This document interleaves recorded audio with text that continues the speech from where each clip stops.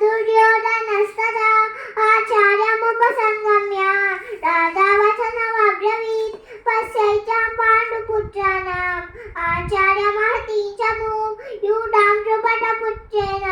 तव शिष्येन धीमता अट्टशूरा महेश्वरः